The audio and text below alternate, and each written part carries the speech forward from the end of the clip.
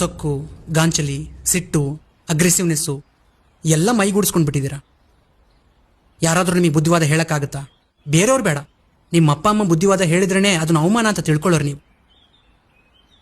ಯಾವಾಗಲೂ ಆ್ಯಟಿಟ್ಯೂಡ್ ಅಂತಿರ್ತೀರಲ್ಲ.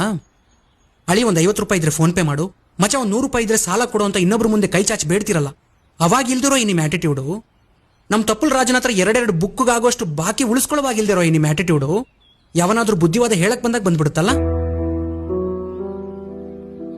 ಈಗ ನಿಮಗೆ ಬಿಸಿ ರಕ್ತ, ಅದಕ್ಕೆ ಹಿಂಗಾಡ್ತಾ ಇದ್ದೀರಾ. ಆದ್ರೆ ನಿಮ್ಮ ಬ್ಯೂಟಿ, ಈ ನಿಮ್ಮ ವಯಸ್ಸು, ಈ ನಿಮ್ಮ ಟೈಟ್ ಗ್ಲೋಯಿಂಗ್ ಸ್ಕಿನ್ನು, ಈ ಜೋಶು ಗೇಜು ಇದೆಲ್ಲ ತುಂಬಾ ದಿನ ಇರಲ್ಲ. ಈಗ ನಾವು ತಿಂತಾರೋ ಫುಡ್ಗೆ, ಉಸಿರಾಡ್ತಾರೋ ಗಾಳಿಗೆ ಬಹಳ ಬೇಗ ಇಲ್ದೇ ಇರೋ ರೋಗ ಎಲ್ಲ ಬಂದ್ಬಿಡ್ತವೆ. ಅವಾಗ ಹಿಂಗಾಡಕ್ಕಾಗಲ್ಲ.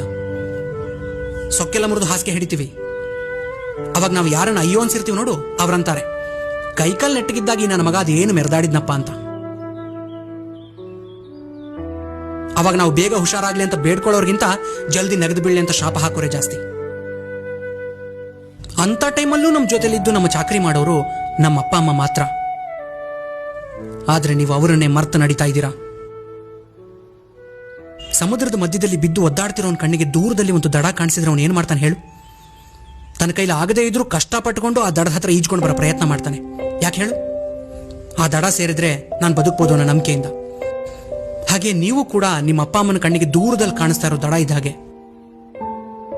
ಜೀವನದಲ್ಲಿ ಎಷ್ಟೇ ಕಷ್ಟ ಆದ್ರೂ ಅವ್ರಿಗೆ ಸಂಸಾರದ ಸಾಗರದಲ್ಲಿ ಈಜ್ತಾನೆ ಇರ್ತಾರೆ. ಯಾಕೆ ಹೇಳು? ಮುಂದೊಂದು ದಿನ ಈ ದಡ ನಮಗೆ ಆಶ್ರಯ ಕೊಡುತ್ತೆ ಅನ್ನೋ ನಂಬಿಕೆಯಿಂದ.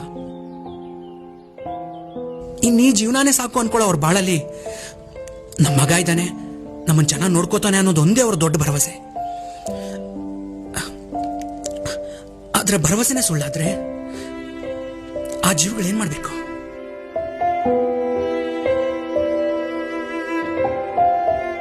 ಬದಲಾಗ್ರು. ಇನ್ನಾದ್ರೂ ಈ ದರಿದ್ರ ಲೈಫ್ ಸ್ಟೈಲ್ನ ಬಿಟ್ಟು ದುಡಿಯೋಕ್ ನಿಂತ್ಕೊಂಡು ಆ ಜೀವಗಳಿಗೆ ಆಸರಿಯಾಗಿ. ಬೇರೆಯವ್ರ ಕೈ ಕೆಳಗೆ ದುಡಿಯೋದು ನಿಮಗೆ ಅವಮಾನ ಅನ್ಸಿದ್ರೆ ಏನಾದ್ರೂ ಬಿಸ್ನೆಸ್ ಮಾಡಿ. ಲಾಸ್ ಆಯ್ತಾ ಆಗ್ಲಿ, ಆದ್ರೆ ಆ ಲಾಸು ನಿಮ್ಗೊಂದು ಹೊಸ ಪಾಠ ಕಲಿಸಿರುತ್ತೆ. ಅವಾಗ ನೀವು ನಿಲ್ಲಲ್ಲ, ಇನ್ನೊಂದು ಹೊಸ ಹೆಜ್ಜೆ ಇಡ್ತೀರಾ. ಜೀವನದಲ್ಲಿ ಕೂತ್ ಕೇಳೋದಕ್ಕಿಂತ ಪ್ರಯತ್ನ ಮಾಡಿ ಕೇಳೋ ಅಂತಾರೆ ದೊಡ್ಡವರು. ಬೇರೆ ಯಾರೋ ಯಾಕೆ ನಮ್ಮ ತಪ್ಪಲ ರಾಜನ್ನೇ ನೋಡಿ, ಓದಿರೋದು 6ನೇ ಕ್ಲಾಸು, ಯಾವನಿಗೂ ಸಲಾಂ ಹೊಡಿದ ತಿಂಗಳಿಗೆ 15,000 ಲಾಭ ತೆಗಿತಾನೆ. 20. ಯಾಕೆ ಹೇಳು? ಅವನು ನಿಮ್ಮ ತರ ಖಾಲಿ ಕೂತಿಲ್ಲ.